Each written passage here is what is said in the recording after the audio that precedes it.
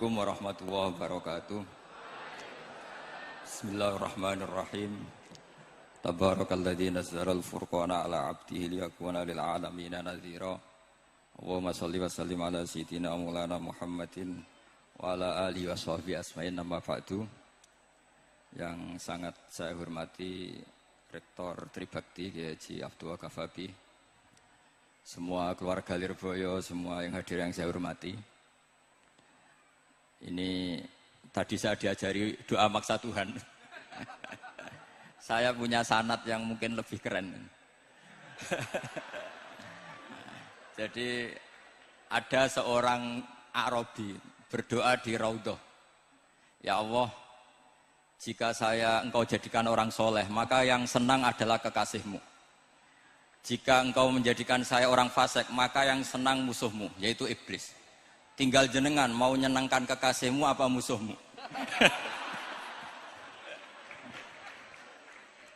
Akhirnya ada hadis, ya sudah, soleh saja soleh, doa kok gitu. Artinya kalau seseorang soleh yang suka siapa? Rasulullah. Rasulullah berstatus Habibullah. Ya Allah, kalau Engkau jadikan aku orang soleh yang suka kekasih-Mu. Kalau aku jadi orang fasik yang suka musuh-Mu. Terserah jenengan mau menyenangkan musuh-Mu apa menyenangkan kekasih-Mu. Coba pun terserah jenengan. Tentu pilihannya Allah menyenangkan kekasih Allah. Itu saya ijazahkan ini. Semoga agak diterima. Covid. Jadi kalau di Ihya itu ada Kitabul Wujdi, ada yang baca Al-Wajdi. Tinggal zaman mondok ngarokati apa enggak tahu saya. Resiko mondok Lirboyo memang gitu, kata Mbah Mun itu harus semuanya diharokati. Tapi kata Mbah Mun ini sarang, jangan harokati semua, jangan maknani semua. Kalau dalil di sini katanya kan apa itu al ilmu sayyidun wal kitabatu qaiduhu. Jadi ilmu itu ibarat hewan liar, supaya enggak liar dicancang gitu. Tapi kata Mbah Mun ambek cancang kabeh ya ketekaken mati gitu. Jadi ini nah saya ini kan dikatakan Gus Kafabi tadi cucu murid. Ini saya senang sekali karena memang saya jarang mau diundang pengajian umum. Karena diundang itu artinya kan makmur, diperintah. Sehingga ini sekaligus maklumat, yang nggak merasa mbah guru jangan ngundang saya, itu kualat nanti. Karena saya berkali-kali bilang hormat kiai itu wajib, tapi ngatur kiai itu haram. Jadi aturan mainnya jelas, hormat kiai itu wajib, seneng kiai wajib, tapi kalau ngatur kiai haram. Ngatur itu ya fatwa itu, fatwa ya. Begini, saya ini baru neliti, mungkin ini tahadus bin nikmat. Saya berkali-kali rembukan sama, termasuk diantaranya sama Profesor Quraish Shihab. Itu mau menjadikan manhajul Quran itu mudah. Di antara kitab yang saya pelajari serius itu kitab Syajaratul Ma'arif. Nanti sebagian tak tinggal di sini biar diajarkan Gus Rikza. Itu rencananya PSG Pusat Studi Qurannya Pak Quraish itu menerbitkan itu. Sementara ini sekarang di UI Universitas Islam Indonesia saya juga ngajar kitab itu. Kitab itu begitu mudah menjadikan Quran itu pegangan. Kalau di sini katanya mau dimilenialkan itu, milenial itu. Itu begini, misalnya begini. Ini saya beri contoh. Jadi peristiwa-peristiwa khusus yang ada di Quran itu ditabwib secara umum. Jadi ini saya nanti tidak guyon supaya Gus Rikza agak kelihatan kalah, karena kalau guyon-guyonan itu menang saya. Saya ini orang Pantura. Saya misoh saja ada dalilnya. Karena memang dalam tarikh-tarikh itu gitu. Ini Muhammad ponakan kamu, kata orang-orang kafir. Saffaha ahlamana wa sabba alihatana. Semoga gak ada yang menerjemah wasabba alihatana. Kitab itu mudah sekali. Misalnya begini, saya beri sekian contoh, mungkin 3 sampai 4. Babu nafil ibad bikullil bilad. Bab kalau seseorang itu harus manfaat di mana saja dia berdomisili. Terus beliau secara mudah bilang qala ta'ala hakian an Isa bin Maryam wa ja'alani mubarakan ainama kuntu. Saya adalah orang yang hidup di mana-mana itu membawa apa? Berkah. Terus beliau memberi judul secara umum Babu Nafil Ibad Bikullil Bilad. Sehingga saya di Rembang, di Lirboyo atau di mana saja, etikanya satu, harus bermanfaat. Setidaknya manfaat kalau ada orang ingin menang ya saya ngaku kalah lah. Kalau ada orang yang ingin saya diangkat jadi murid ya oke saya jadi murid beliau. Enggak masalah. Karena bagian dari kesalian itu tawaduk. Pasti yang tawaduk jadi wali karena man tawadu'a rafa'ahu Allah. Yang kumo luhur jadi guru pasti tidak jadi wali.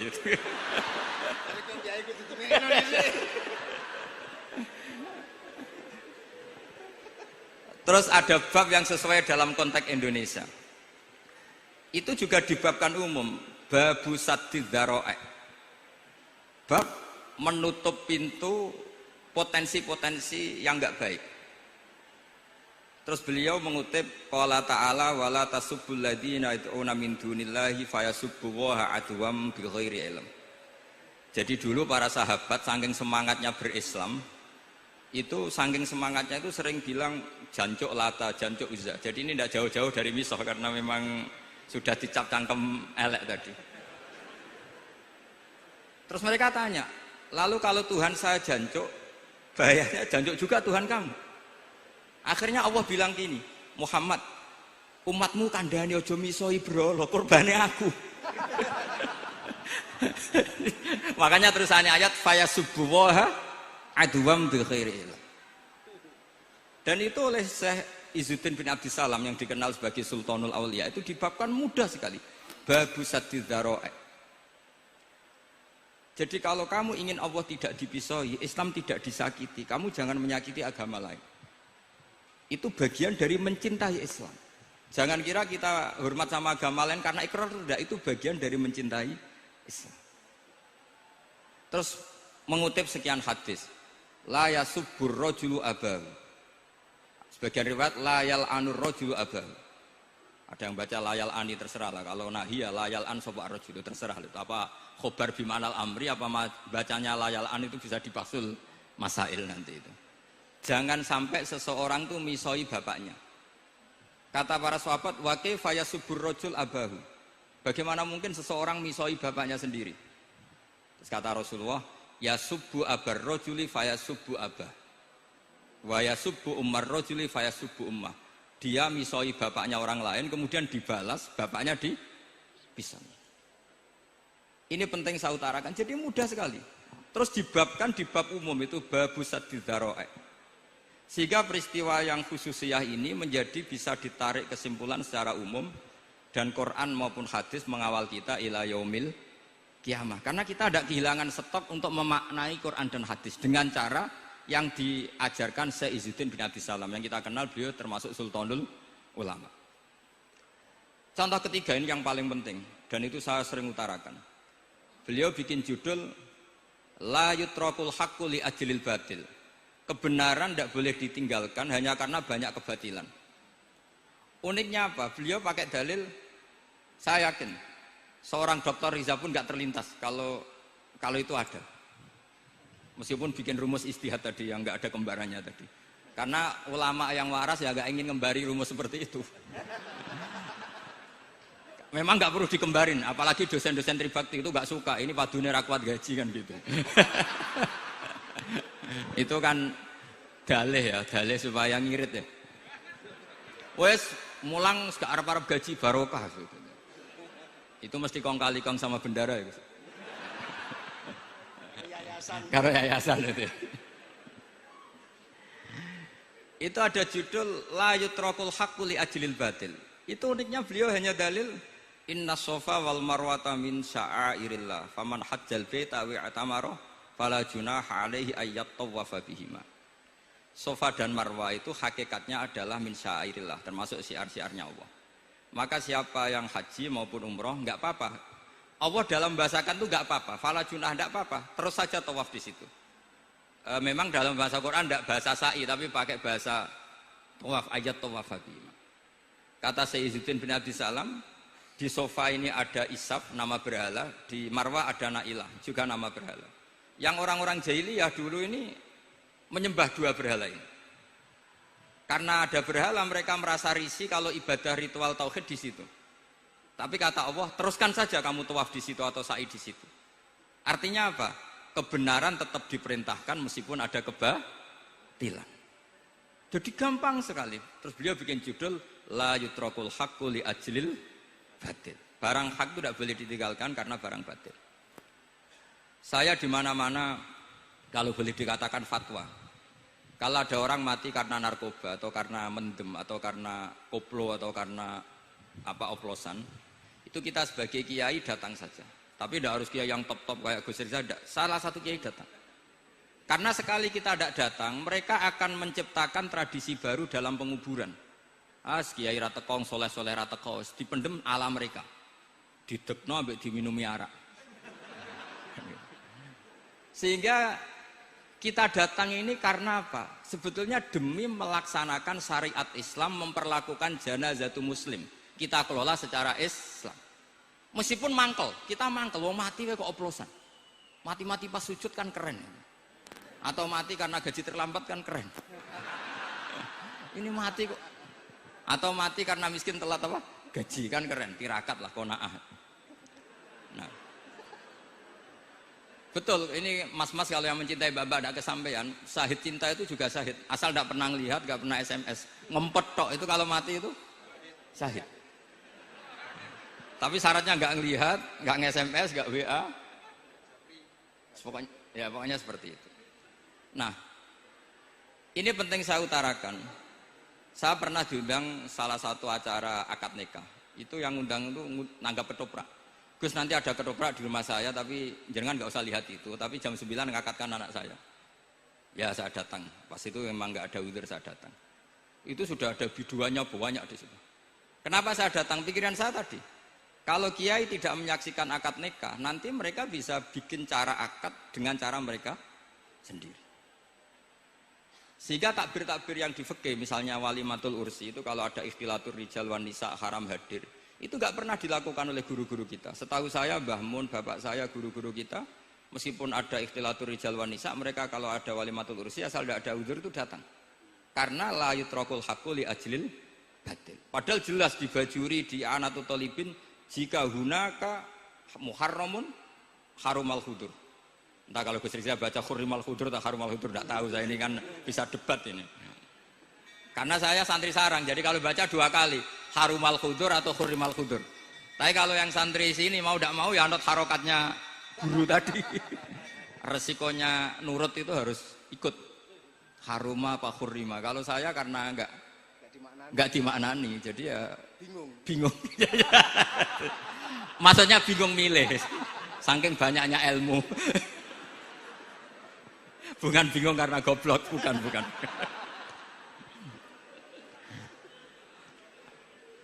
Ini penting saya utarakan. Jadi judul itu penting sekali. La yutrakul haqqu li ajlil batil. Contoh keempat, babu tolabil manzilah. Seorang yang terpercaya itu boleh cari pangkat di pemerintahan. Beliau dalilnya gampang sekali. Yusuf ketika merasa mampu mengendalikan ekonomi, ketahanan pangan zaman itu, beliau matur ke Aziz, ke penguasa Mesir, qala ja'alni ala khazainil ardh. Jadikan saya sebagai pengelola hasil bumi. Ini hafizun alim, saya ini orang terpercaya, saya ini orang yang pinter. Maka ngaku pinter itu boleh asal pinter betul. Karena Nabi Yusuf bilang ini hafizun alim. Ini sudah 4, sampai berapa? 7 sampai 7. 5 aja nanti ilmunya habis. Jadi saya mohon nanti kitab itu saya tinggal 1, tolong dipelajari teman-teman supaya ada cara mudah. Dan kitab itu pernah dibaca Syekhina Kiai Maimun di Sarang. Pernah tak bawa ke Jakarta, saya diskusikan dengan Pak Profesor Quraisy Shihab. Terus sekarang juga dalam proses diterjemah. Tapi saya mohon ini yang nggak penting, terjemahnya itu nggak penting. Ini anak-anak Lirboyo kan bisa ngartikan sendiri, bukan sekedar terjemah tapi ngartikan sendiri. Itu unik, cara memahami itu unik sekali dan mudah. Jadi setiap peristiwa khusus itu diberi judul umum. Nah barokahnya judul umum ini, Quran itu menjadi ngawal kita ila yaumil qiyamah. Tapi kalau itu kamu anggap ini peristiwa Yusuf, ini peristiwa Yakub, peristiwa Ibrahim, maka seakan-akan Quran itu tidak untuk kita. Makanya tadi, misalnya wala tasubul ladina dibabkan babu saddid dzara'i. Itu semudah itu, segampang itu. Sehingga dalam kitab Minhajul Abidin diterangkan ada seorang wali yang takut dosa karena banyak perempuan cantik yang pakai celana pendek, banyak bulat lah di dunia itu. Singkat cerita dia uzlah, dia santai-santai di gunung makan rerumputan. Terus ada wali yang kelasnya lebih tinggi. Kamu di sini ngapain uzlah? Kenapa? Meninggalkan dosa. Terus digojlok sama wali yang lebih senior. Kira-kira ya saya gojlok Gus Rizal gitu. Kata si wali yang lebih senior tadi, taraktum ummata Muhammadin fi aidil mubtadi'ah. Sebetulnya kamu itu tidak menghindari dosa, tapi malah parah. Ketika umat tidak kamu pimpin, artinya membiarkan dipimpin kelompok lain. Dan itu bisa orang ahli bid'ah, bisa orang kafir, bisa yang lebih menyesatkan. Jadi uzlah itu tidak solusi. Ini pentingnya pembanding. Jadi gak apa-apa nanti setelah saya ngisi, dikasih kesempatan untuk bully saya, gak apa-apa. Saya terlalu sakti untuk dikalahkan. Jadi artinya muhibin saya itu gak ngefek lah kalau saya diadili siapa? Gus Riksa. Gak ngefek. Jadi menurut saya nanti tak kasih kesempatan untuk ngadili saya. Terus setelah itu selesai, saya tidak jawab lagi. Sebagai latihan calon wali itu harus sabar, man. Jadi wal kadhiminal ghaidha wal afina anin nas. Jadi setelah saya dibully nanti saya bilang sudah saya maafkan, wassalamualaikum, terus gitu. Terus contoh yang paling ekstrim gini Gus Rizal, ada contoh babu jawazin namimah limaslahatin. Bab boleh adu-adu. Adu-adu itu mengadukan satu peristiwa yang buruk ke orang lain karena maslahat. Itu contohnya unik sekali. Saya ini bingung, masa ada namam atau namimah kemudian ditoleransi. Terus beliau pakai dalil wajah arojulum min aqsal madinati yas'a. Qala ya Musa innal mal'a ya'tamiru nabikal yaqtulu kafakhrus innilaka minan nasihin. Musa, saya ini pegawai kerajaan Fir'aun, saya termasuk perwira di kerajaan Fir'aun. Saya tahu rapat tadi malam itu memutuskan menangkap kamu untuk dibunuh. Maka kamu harus secepatnya keluar dari Mesir. Itu kan sebetulnya tipikalnya agak namimah, adu-adu, tapi limas lahatin. Itu mudah sekali kitab itu.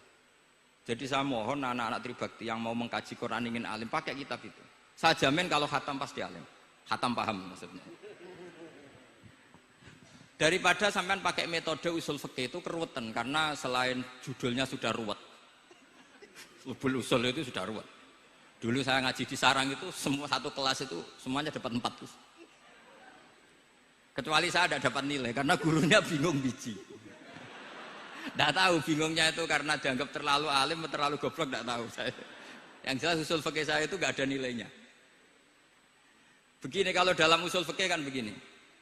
Ya ini agak menghormati pasca sarjana jadi agak ruwet biar kesannya itu ya intelek atau pinter lah gitu. Kalau guyon terus itu kan nganggap sampean itu isane mau paham guyon itu. Jadi gak ngregani orang seperti orang guyon terus itu. Tapi ini agak serius. Begini. Misalnya saya sebagai kiai ngundang Zaid, kamu ke sini. Saya jelas nyebut Zaid ke sini, ada tamu. Sebetulnya saya ingin Zaid apa ingin cah dalam siapa saja asal bisa melayani tamu. Zaidun itu zikrul ba'di wa iradatil kul apa zikru zaidin fi ainihi. Itu kan jadi perdebatan di ilmu usul fikih. Ketika Zaid gak ada, terus di situ ada pelayan yang bernama Bakar Umar gak datang, pasti kayaknya marah. Cek sombong ya santriku, tak udang ra ono sing moro. Terus misalnya anak-anak bilang, Pak Yai Anda kan tadi manggil Zaid, gak manggil kita. Cek goblok maksudku ono sing nyuguhi teh. Ora kudu Zaid, Bakar Umar ya kena. Bocah kok goblok kan mesti gitu. Artinya gini, menyebut aktor dalam Quran atau hadis itu yuradu syakhsun bi'ainihi, apa itu bagian dari zikrul ba'di wa iradatil. Sehingga semua peristiwa di Quran entah itu nyebut Fir'aun berarti mewakili orang togo, orang yang lacut. Menyebut Musa mewakili orang baik. Apa bagaimana? Itu jadi perdebatan. Lah itu di kitab usul fikih itu penjelasannya ruwet sekali. Sehingga mungkin misalnya begini dalam satu kaidah usul fikih. Hormati tamu yang datang ke saya, siapa saja. Setelah itu saya ralat, hormati Zaid jika datang bertamu ke saya. Dalam usul fikih itu potensi Zaid ini menjadi mukhassis, berarti siapa saja menjadi batal karena ditaksis kata Zaid. Ada potensinya begini, siapa saja tetap berlaku dan kiai menyebut Zaid adalah zikru ba'di afrodi dzalikal kulli, menyebut individu dari kuliah yang masuk. Jadi tetap hormati tamu siapa saja. Yang termasuk siapa saja adalah Zaid. Apa siapa saja tidak menjadi hukum karena terganti hanya khusus Zaid. Itu jadi perdebatan di perdebatan usul fikih. Jadi terlalu ruwet. Tapi kalau di kitab tadi yang Syajaratul Ma'arif karangannya Izzuddin bin Abdissalam, itu gampang sekali. Saya baca itu min awali hatta akhir itu tidak ada yang iskal, gampang sekali, mudah sekali. Karena tadi mungkin dikarang ahlinya dan dibaca oleh ahlinya, jadi gampang sekali ini. Jadi semudah itu. Istidlal itu gampang sekali. Ya saya ulang lagi tadi, karena ditulis orang ahli dan dibaca oleh orang ahli. Tapi saya pastikan kitab itu tuh mudah sekali. Kenapa saya menyarankan begitu? Karena begini. Sekarang itu banyak orang menafsirkan Quran karena hanya melihat terjemah atau dengar-dengar dari orang lain. Sementara kita yang gudangnya, kita ya semua lah santri sarang Lirboyo semua, itu tidak mau memulai.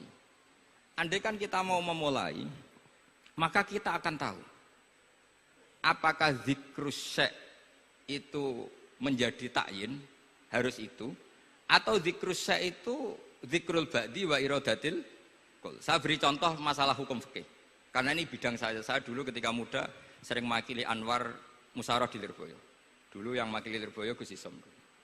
Gus Rizal belum musuh saya dulu, belum musuh saya dulu. Jadi kalau musuh saya itu terlambat, saya sudah sufi, sudah agak ahli fikih, sudah pensiun, bukan karena sudah bodoh tapi sudah ben diurusi sing nom-nom gitu. Sudah makom saya sudah ndak itu sudah. Ndak tahu entah makom saya dari mana, ndak tahu saya. Misalnya begini, saya beri contoh. Di antara yang enggak boleh dalam pernikahan adalah wa antajma'u bainal ukhtain. Menikahi mbaknya plus adiknya, fi nikahin wahid, tahta rajulin wahid. Jadi enggak boleh mempoligami mbak bersama adiknya. Kalau kita percaya zahirun nas, maka yang haram hanyalah wayoh atau berpoligami mbak dan adik. Dan itu bahaya kalau Anda memahami seperti itu. Zaman Rasulullah Sugeng ngendikan ditambahi satu tok sama Nabi.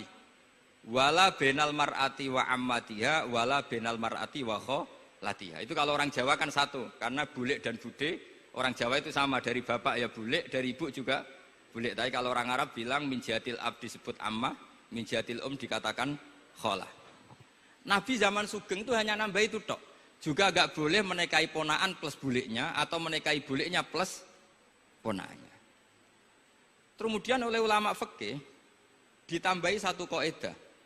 Dua perempuan yang kalau saja laufurido itu kalau saja diandekan yang satu lelaki tidak boleh nikah, maka orang ini tidak boleh dijamu dikumpulkan tahta rajulin wahid. Berarti memasukkan siapa saja? Mbah dan cucunya, perempuan dan buliknya, perempuan dan saudaranya. Nah, artinya gini, andekan yang disebut Quran itu menjadi itu saja hukumnya, maka yang haram poligami hanya mengumpulkan mbak dan adiknya, karena Quran hanya bilang wa antajma'u bainal ukhtain. Tapi tentu itu kebodohan. Mesti gak tahu ngaji usul fikih. Kitab yang pantangannya orang banyak, ya pantangannya gurune bareng, jadi itu bukan pantangan muridnya saja, ya pantangan gurune bareng. Akhirnya apa? Itu kita analisis bahwa ini mimbabi dzikril ba'di wa iradatil qul. Mungkin ada ulama yang era Imam Syafi'i meredaksikan wa antajma'u bainal ukhtain ibaratun anil jam'i bainal mahromen. Apapun itu, tetap ukhtain di sini itu satu percontohan mengumpulkan dua perempuan yang ada hubungan mahram, entah karena saudara kandung atau bulik bude atau mbah sama cucu. Lalu pertanyaannya, kenapa Quran tidak menyebutkan mbah dan cucu? Kebayang nggak misalnya Gus Rizza nikah orang perempuan cantik umur 25 plus mbahnya umur 70 tahun? Nggak mau membayangkan. Katanya tidak mau membayangkan. Artinya gini, orang waras itu tidak akan melakukan seperti itu, maka nggak perlu dilarang. Tapi nak rabi bae sesuai gedon, jebule ayu adi itu banyak. Terus dongano bae mati itu banyak itu. Sehingga yang potensi bahaya itu wa antas mau penal ukten. Karena yang potensi nakal itu ya itu tadi. Ron ambake luwe ayu rabi adike, semoga kalau sedang keluarga orang lain ceraikanlah. Dungane maksa. Dungane maksa niku wae.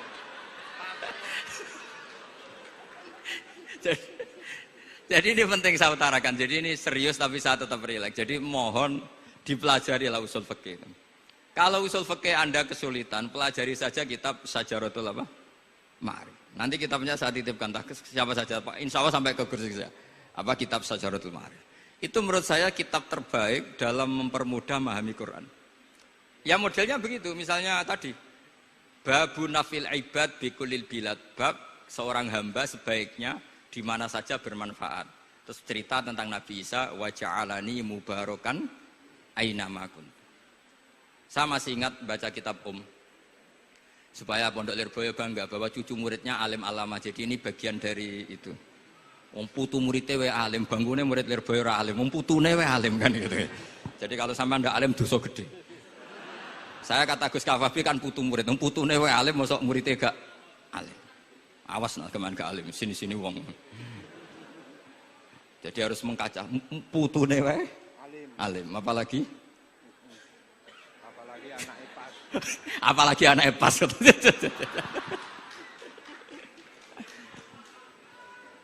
Jadi tadi sampai mana guys? Lupa ya. Sampai adik ayu. Adik ayu. Mbake sing ayu. Ditungakno tadi. Iya, ditungakne bentang mati adike oleh mbake. Tapi adike mati Gus. Saya teruskan lagi ya. Jadi kalau saya masih ingat baca kitab karangannya Imam Syafi'i dalam tema yang mirip ini. Ketika beliau ditanya, boleh ndak seorang lelaki uzubah tidak nikah? Waqat qala Rasulullah sallallahu alaihi wasallam andika sunnati faman rohiba an sunnati faleza minni. Itu kata Imam Syafi'i. Ya kalau dia tidak nikah karena benci sunnah Rasulullah itu buruk. Tapi kalau karena takdir dia tidak suka nikah atau gak payu rabi ya gak apa-apa. Terus Imam Syafi'i ditanya, apa dalilnya? Jawabnya Imam Syafi'i itu rileks sekali. Inna wa ta'ala dzakara abdan sholihan wa wasofa bi annahu hasur. Terus beliau baca ayat wasayyidaw wa hasura wa nabiyyam minas sholihin. Allah itu menyebut sekian hambanya yang soleh. Dan di antara hambanya yang soleh itu berstatus hasur, orang yang tidak nikah. Artinya tidak nikah itu bukan mengganggu kesalehan. Maka uzubah itu halal. Semudah itu dulu orang memahami Quran. Kok sekarang jadi sulit itu salah gurunya apa salah muridnya? Jadi ini cobalah di apa ya, saya memang ingin supaya Pondok Lirboyo itu mudah sekali paham Quran. Saya ini termasuk heran ya, kenapa saya yang ngomong tafsir itu menurut saya biasa saja sama. Tapi saya kata orang banyak itu sudah mufassir. Kenapa saya ngomong biasa saja? Karena ya tadi dengan perangkat-perangkat ilmu kayak usul fikih, kayak fikih sendiri, termasuk kitab Syajaratul, memang memahami Quran itu gampang. Wong kafir saja bisa paham dulu. Umar ketika paham Quran itu belum mondok Lirboyo. Masih kafir. Enggak pernah jadi mustahik. Apalagi wakil rektor, enggak pernah. Tapi ketika adiknya Fatimah baca Quran, Toha ma anzalna alaikal Qur'ana litashqa illa tazkiratan limai, itu dia paham dan menjadi masuk Islam. Itu coba fahamnya itu sama ngajinya dulu mana? Dulu fahamnya karena Quran itu muyassar, mudah. Pernah ada seorang ustadz yang mungkin kalau sekarang agak ekstrim lah. Sama ndak usah bilang cingkrang, ndak usah, pokoknya agak ekstrim. Kamu kok senengannya nuduh orang itu.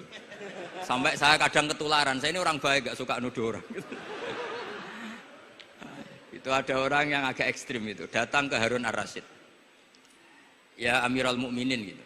Inni nasihun laka famusaddidun alaika. Fala tajidanna alayya fi nafsika syai'an. Saya ini orang baik-baik, ingin nasihati jenengan, cuma saya agak kasar. Musaddid itu agak kasar. Dalam bahasa Arab musaddid siddah itu kasar. Kasar atau tegas, kasar lah. Dalam konteks ini maknanya kasar. Fala tajidanna alayya fi nafsika syai'an. Mohon jangan dimasukkan hati. Apa kata Harun Rasyid? Ngendikan itu mudah sekali dan itu sangat Qur'ani. Kata Harun ar-Rasyid, uskut ya ustad. Sebagian riwayat uskut ya jahil. Hei orang bodoh, kamu diam. Inna Allaha ta'ala ba'atha man huwa khairun minka ila man huwa syarrun minni. Wa ma'a dzalika qala ta'ala faqula lahu qawlan layyinan la'allahu yatadzakkaru aw yakhsha. Kamu diam hei ustad bodoh. Allah Ta'ala itu mengutus orang yang lebih baik ketimbang kamu, yaitu Nabi Musa, ke orang yang lebih buruk ketimbang saya, yaitu Fir'aun. Itu saja harus beretika. Faqula lahu qawlan layyinan. Kok kamu sama-sama muslim mau main kasar sama saya? Kitabnya mana? Kira-kira seperti itu. Akhirnya Ustadz tadi, ternyata jenengan lebih alim, mboten sios. Semudah itu orang memahami Quran. Inna wa ta'ala qad ba'asa man huwa khairun minka ila man huwa syarrun minni. Fa inna wa ta'ala ba'asa Musa. Wa Musa tentu lebih mulia ketimbang Ustadz ini. Ila man huwa syarrun minni. Saelek-elek Harun Rasyid itu jelek Fir'aun. Musa yang Rasul yang orang sangat baik diutus ke orang yang sangat buruk yaitu Fir'aun, itu saja beretika faqula lahu qaulal layyin. Harus sopan. Jadi kayak apa? Saya bayangkan kayak apa bahagianya kita kalau melihat santri-santri ini memahami Quran seperti ini itu kan mudah. Mudah, nggak perlu dokter, bisa juga perlu. Bisa, maksudnya bisa. Nggak perlu dapat honoris causa dari apa tadi? Profesor cangkem elek tadi. Profesor bidang cangkem elek. Jadi karena Quran itu dalil, kata Ibnu Abbas, Al-Quran dalil itu mudah ditaklukkan, dibawa kemana saja itu bisa. Nah ini yang terakhir, khasnya NU itu wasilah, ini terakhir, nanti setelah ini selesai. Tapi saya mohon MC atau moderator atau siapalah ngasih waktu Gus Rizal untuk bully saya, dan saya jamin tidak tak balas. Tidak tak balas dan saya latihan legowo tadi wal afina aninas. Sudah itu kata Rasulullah kan gitu, orang yang meninggalkan debat padahal dia benar, bana wau betan fi rabbil jannah. Jadi sudah saya ingin masuk surga lah, tidak usah repot-repot berdebat. Wasilah misalnya Gus Kafabi niru Mbah Makhros atau Mbah Mun niru Mbah Karim niru Mbah Khalil Bangkalan sampai guru-gurunya. Karena zuriyatam ba'duha min ba'd. Saya juga alhamdulillah kemarin 3 bulan yang lalu, 4 bulan yang lalu Pak Said itu nyari nasabnya di Kudus. Kebetulan beliau sudah dengar-dengar kalau saudaranya Mbah Sahal itu sepupunya Mbah saya, nyari-nyari ketemu beliau senang sekali. Cuma terakhir tanya saya, Gus saya dengan kamu tua mana? Tua saya, buyut kamu adik buyut saya, kata saya. Nyai Fadilah itu saudaranya buyut saya, Mbah Maksum buyut saya. Yang di Pondok Damaran, saya sampai sekarang masih ngajar di Pondok Damaran, belakangnya Masjid Menoro itu. Mbah Mun pernah cerita gini, orang itu banyak yang anti wasilah. Wasilah itu ya niru guru, gurunya guru. Langsung niru Kanjeng Nabi. Atau langsung niru pangeran kan. Itu Mbah Mun saya masih ingat betul dalilnya mau ihdinas siratal mustaqim siratal ladzina an'amta 'alaihim. Jalan yang lurus adalah mengikuti orang-orang yang telah engkau beri nikmat. Kenapa Allah tidak ngendikan siratoka jalan kamu, jalan engkau? Allah itu tidak makan. Bagaimana cara kita niru Allah makan? Wong Allah tidak makan. Allah tidak tidur. Bagaimana kita niru Allah tidur? Fa inna Allaha la ya'kulu wa la yanam wa la yashrab. Nah, niru itu ya orang, kata Bamun, karena manusia itu hadis, Allah itu qadim. Jadi tidak ada hubungannya barang hadis dan barang qadim. Jika kalau ingin niru ya niru manusia. Manusia itu siapa? Ya tentu masternya Rasulullah. Tapi kan walau lala ulama lama arafnal anbiya. Tanpa ulama kita tidak tahu Nabi melakukan apa karena ini butuh sanad. Masyhur itu walau la murabbi lama arafna rabbi. Tanpa murabbi kita tidak tahu rabbi. Nah, ini penting saya utarakan sehingga di Quran itu setiap orang baik itu disebutkan orang-orang baik itu siapa? Ulaikal ladzina an'ama Allahu 'alaihim minan nabiyyin min dzurriyyati Adam wa mimman hamalna ma'anu wa min dzurriyyati Ibrahim wa Israila wa mimman hadaina wajtabaina. Selalu orang baik itu diceritakan orangnya dan ngikuti orang juga. Ulaikal ladzina hadahum wa fabihudahum muqtadi. Kenapa? Karena kita tidak bisa niru Allah, karena Allah itu tidak makan, tidak minum, tidak tidur. Tentu tidak nikah. Tapi sekarang orang tuh geger, wanut guru-guru ra mesti bener. Sing marai kaidah nak guru ra mesti bener tuh kita. Kita setiap ngajar di Lirboyo di Sarang bilang selain Rasulullah Muhammad tuh tidak maksum. Jadi mereka ketinggalan kalau ngomong kiai ra mesti bener. Tahu kita mulai kecil diajarin selain Nabi kok ora maksum. Dekne ro ilmu anyaran kok ngandani sing mulai bayi alim itu kan lucu. Kita mulai dulu tahu selain Nabi itu tidak maksum. Kok malah dikandani kiai tidak mesti bener, kenapa diikutin? Udah tahu kalau kiai tidak mesti bener. Cuma kalau kiai tidak mesti bener, nak kue mesti ra bener. Lagi-lagi gerakan cangkem elek kan gitu. Kalau kiai itu hanya mungkin tidak bener, kalau kamu mesti tidak bener. Ini penting saya utarakan sehingga mudah sekali. Apa dalilnya wasilah? Ya kita jawab saja. Ihdinas siratal mustaqim, siratal ladzina an'amta alaihim. Semudah itu Quran dipahami ahlinya. Tapi sekarang kok memahami Quran jadi sulit? Saya menjadi tidak tahu. Ya seperti tadi Izzuddin bin Abi Salam itu banyak dalil la yutrakul haqqu li ajlil batil. Itu contohnya itu hanya innas sofa wal marwata min sya'airillah. Ketika sofa dan marwah belum steril dari berhala-berhala itu, ketika Ka'bah belum steril dari berhala-berhala itu, Nabi tetap tawaf di Ka'bah, tetap sa'i di sofa dan marwah. Kemudian itu disimpulkan la yutrakul haqqu li ajlil batil. Segampang itu agama. Tapi kenapa menjadi sulit? Jadi saya mohon sekali karena kitab itu sedang dikaji di BSG Pusat Studi Quran, juga dikaji di pondok saya. Dulu Syekhina Maimun pernah baca juga. Sekarang di UII yang ngajar saya. Jadi saya ingin, dan itu diajarkan ditulis lah oleh ulama sing ma'ruf, bahkan gelarnya Sultanul Ulama. Dalam kasafnya Sayyid Abil Hasan Asyadzili, dalam kasaf beliau mengatakan, saya pas kasaf dengar satu suara, satu hatif, ya Ali, ma'ala wajil ardi, tidak ada di muka bumi ini kajian fikih sing abha, yang lebih bersinar, yang lebih moncer ketimbang kajian Izzuddin bin Abdi Salam. Dan tidak ada kajian ilmu hadis mengalahkan kajian Abdul Azim Al-Mundhiri yang ngarang At-Targhib itu. Era Sayyid siapa? Abil Hasan Asyadzili. Dan tidak ada kajian ilmu hakikat sing abha min majlisika.